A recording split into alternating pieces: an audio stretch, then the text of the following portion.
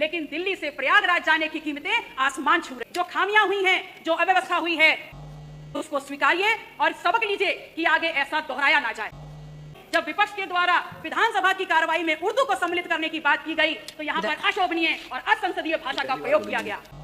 उर्दू भाषा को कटमुल्लेपन से जोड़ के और मुसलमानों से जोड़ के योगी आदित्यनाथ लगातार घिरते जा रहे हैं। आपको बता दें, अब समाजवादी पार्टी या विपक्ष के नेता ही नहीं बल्कि देश के बड़े लोग जिन्हें दुनिया जानती है, वो भी योगी आदित्यनाथ के इस कटमुल्लेपन बयान की घोर निंदा कर रहे हैं। आपको बता दें, आज विधानसभा चल रही थी और विधानसभा में समाजवादी पार्टी की विधायक पल्लवी पटेल ने योगी आदित्यनाथ से पूछा कि is Urdu an imported language, मतलब क्या उर्दू भाषा को किसी दूसरे देश से भारत में इंपोर्ट किया गया है। इस सवाल का जवाब योगी आदित्यनाथ के पास नहीं था और वो चुपचाप अपनी जगह पे बैठे रहे। आप लोग देख सकते हैं वीडियो में कि पल्लवी पटेल ने कैसे योगी आदित्यनाथ को कटघरे में खड़ा किया उर्दू भाषा को लेकर, जो उन्होंने कटमुल्लों से जोड़ दिया था। भाषा का प्रयोग किया गया तो एक सवाल सीधे सीधे माननीय अधिष्ठाता महोदय, आपके मार्फत आपका संरक्षण लेते हुए मैं नेता सदन से पूछती हूँ, is Urdu an imported language?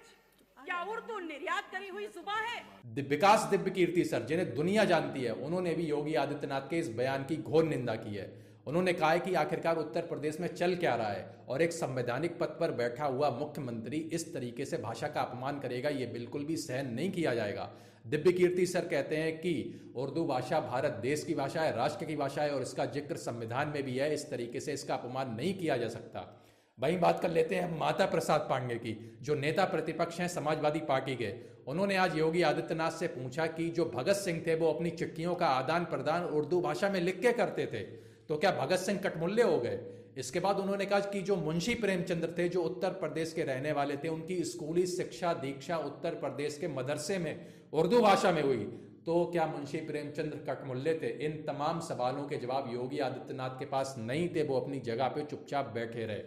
अब इसके बाद अखिलेश यादव कहाँ चुप रहने वाले थे। उन्होंने फेसबुक पर ट्वीट करके कहा है कि योगी आदित्यनाथ को बिल्कुल भी भाषा का मर्यादा का ध्यान नहीं है कि वो कहाँ पे बैठे हैं और किस भाषा का इस्तेमाल कर रहे हैं। अखिलेश यादव ने कहा कि जिस तरीके की भाषा योगी आदित्यनाथ ने प्रयोग करी है, उसे देख के कोई नहीं कहेगा कि एक संवैधानिक पद पर बैठे हुए मुख्यमंत्री की भाषा हो सकती है।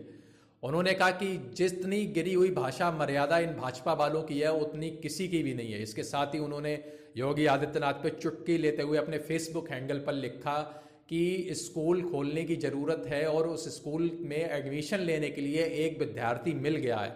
मतलब उनका सीधा प्रहार योगी आदित्यनाथ के ऊपर था कि एक स्कूल खुले, उसमें उन लोगों के एडमिशन कराए जाएं जिन्हें बोलने की तमीज़ नहीं है। और अखिलेश यादव कहते हैं उसमें जो पहला एडमिशन होगा वो योगी आदित्यनाथ का होगा। इसके बाद वो कहते हैं कि बाकी जो क्लास खाली बचेगी वो तमाम भाजपा के विधायकों से भर जाएगी, जो विधानसभा में योगी आदित्यनाथ के पीछे बैठते हैं और उनके ऐसे गंदे बयानों पे और अनर्गल बयानों पे माथा टेकते हैं और तालियां बजाते हैं।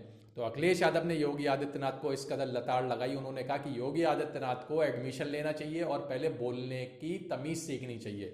तो तमाम ऐसे लोग योगी आदित्यनाथ के इस कटमुल्लेपन वाले बयान की घोर निंदा कर रहे हैं। और कुछ लोगों का तो ये भी कहना है कि भारत एक अच्छा देश है जिसमें हमेशा से हम लोगों को सिखाया जाता है कि आपस में मिल बांट के रहना है, चाहे हिंदू हो, चाहे मुस्लिम हो, चाहे सिख हो या फिर ईसाई हो। लेकिन कुछ लोगों का कहना है कि कुछ लोग राजनीति का लाभ लेने के लिए आपस में फूट करवाते हैं, लोगों को लड़वाते हैं, हिंदू मुसलमान करवाते हैं।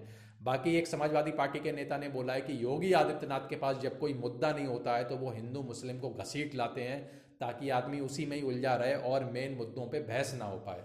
तो आप लोग योगी आदित्यनाथ के इस कटमुल्लेपन वाले बयान को किस तरीके से देखते हैं, कमेंट में करके जरूर बताएं।